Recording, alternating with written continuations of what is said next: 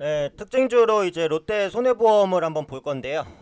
일단 오늘 이슈가 나오면서 상한가를 갔습니다. 그래서 상한가를 간 이슈가 어떤 이슈인지, 그리고 이번 상한가가 어떤 의미고, 앞으로의 이제 상승 흐름을 뭐 꾸준히 이어갈 수 있을지, 네, 그에 대한 이제 전망을 간단하게 한번 보도록 하겠습니다.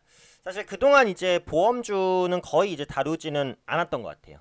시장에서 그렇게 크게 주목받지 못했고 궁극적으로 모멘텀이 좀 없는 섹터다라고 보고 있거든요. 그러면 그 이유까지 함께 좀 말씀을 드리겠습니다. 일단 오늘 롯데손해보험이 상한가를 간 이슈는 그 대규모 유상증자죠.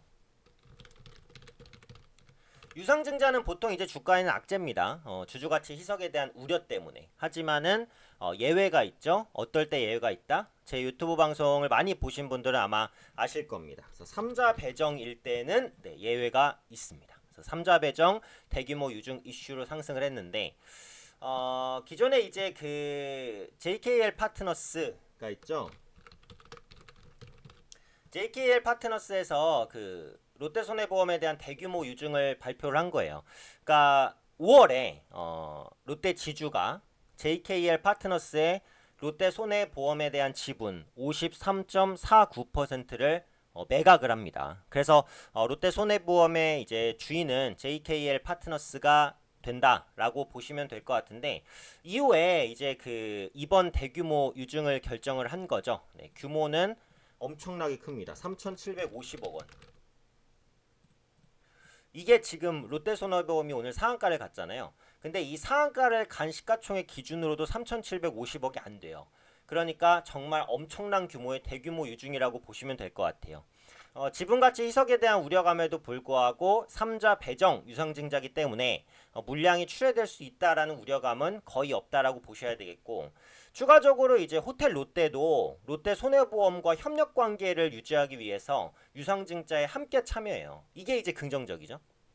그러니까 그 롯데지주가 롯데손해보험을 팔았지만 롯데손해보험을 팔고 이제 관계를 끝내자 이런 개념이 아니라 앞으로도 롯데그룹은 롯데손해보험과 뭔가 이제 협업이라든지 시너지를 낼 수 있는 부분이 있다라고 한다면 그런 부분들을 같이 진행하겠다라는 거예요. 그러니까 롯데 같은 경우에는 어쨌든 대기업이니까 끈이 닿아 있는 게 기업 입장에서는 좋잖아요. 그래서 그런 부분들까지 함께 모멘텀으로 부각이 되면서 급등했다고 보시면 되겠습니다. 특히 또 중요한 부분이 뭐냐면 유상증자를 할 때는 보통 할인이 돼요. 그쵸?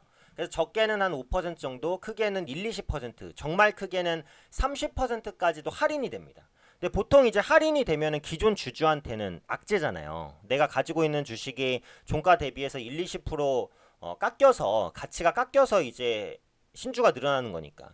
주식이 늘어나는 것도 싫은데 할인까지 되면 더 싫잖아요. 그런데 이번에는 그 시가 발행 방식이라는 것을 취했습니다. 시가 발행 방식이라는 것을 취한 것으로 현재 알려지고 있어요. 시가 발행 방식이라는 건 말 그대로 뭐예요? 시가에 발행한다 라는 방식이죠. 그래서 할인율이 없이 발행이 될 것으로 보여져요. 그래서 할인율이 없이 진행이 된다라고 한다는 것은 기존 주주를 보호하겠다라는 게 큰 거죠. 그래서 쉽게 말해서 기업이 이제 책임 경영을 한다. 뭐 이런 이 정도로 볼 수도 있어요. 그래서 이런 부분에 시장의 우호적인 반응을 보였다라고 보시면 되겠습니다.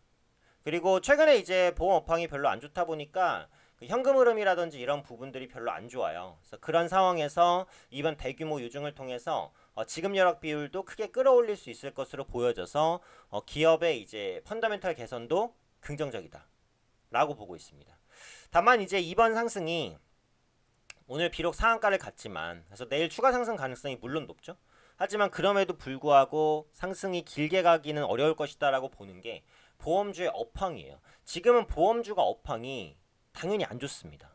왜냐면 기본적으로 보험사들은 그 가입자에게 보험료를 받아서 안전하게 운영을 해요. 왜냐면 언제 대규모 보험료가 지급될지 모르니까 그런 것들을 굉장히 위험성이 높은 상품에 투자하거나 엄청나게 오랫동안 묶어둬야 되는 상품에 투자하거나 이렇게 됐을 때는 보험료를 지급할 때 문제가 생길 수도 있겠죠. 물론 일부는 이제 위험 자산에 대한 운용을 할 수도 있지만 대부분의 자금들은 좀 안정적으로 운영을 한단 말이에요. 그러면은 당연히 이제 금리 관련된 상품에 투자를 할 수밖에 없어요. 근데 지금은 한국은행이 기준금리를 얼마 전에 낮췄고 하반기에 한 번 더 낮출 것으로 지금 보여진단 말이에요. 최근에 있었던 금통위에서도 금리 인하 소수 의견이 2명이나 나왔습니다. 그런 걸 보면은 금리 인하기에 보험업체가 수익을 보기는 사실 굉장히 어려워요. 그래서 보험 업황은 여전히 안 좋다라고 봐야 되고, 추가적으로 보면은 요즘에 보험 중에 인기 많은 보험이 뭡니까? 실손보험이에요. 실손보험 인기 굉장히 많죠. 실제 손해를 보상해 주니까 보험료도 쌉니다. 비교적 10,000원, 20,000원, 30,000원 이렇게 형성이 돼요 보통. 근데 이 실손보험 부분에서 보험사들이 손해를 굉장히 많이 보고 있고, 그 다음에 필수보험 뭐죠? 자동차 보험. 자동차 보험도 마찬가지로 경쟁이 좀 심화되면서 보험사들이 손해를 많이 보고 있어요. 이 두 개에서. 그러니까 다른 보험에서 이익이 나도 다 깎아먹고 있단 말이거든요. 그래서 이런 부분들 때문에 보험업체가 롯데손해보험뿐만이 아니라 보험업체 자체가 수익을 내기가 어려운 구조입니다. 그래서 이런 부분들을 빠른 시일 내에 극복하기는 어렵다라고 보는 거죠. 그래서 오늘은 상한가니까 이제 추가적인 상승이 뭐 나올 수도 있기는 있어요. 근데 어쨌든 긍정적인 유증이라도 유증은 유증이니까 지분가치 희석에 대한 우려감이 없진 않습니다. 그리고 앞서 말씀드렸던 보험주에 대한 그런 좋지 않은 업황 환경, 이런 부분들로 인해서 내일 상승을 하면은 아마 그걸 정점으로 꺾일 가능성도 충분히 있어요. 물론 주식의 절대라는 것은 없으니까 뭐 더 쭉쭉 갈 수도 있겠습니다만, 현재로선 가능성을 볼 때 내일 정도까지만 추가 상승이 나오면 거의 이제 상승이 끝나지 않을까. 보유하고 계신 분들은 내일 이후에는 조금 이제 매도 타이밍을 노리시는 게 낫지 않을까. 그러니까 장기적인 전망에 뭐 이런 부분들을 기대한다라고 한다면 나중에 조정 이후에 그때 가서 금리 추이라든지 업황, 보험료 이런 것들을 종합적으로 고려해서 그때 다시 보셔도 사실 늦지 않다라고 생각해요. 그러니까 총론은 아마 상승이 계속되기는 좀 어려울 것이다. 보험 업황에 근본적인 문제가 있기 때문에 펀더멘털이 개선되는 것은 긍정적이지만 그 이외 부분은 크게 기대할 부분은 없지 않나.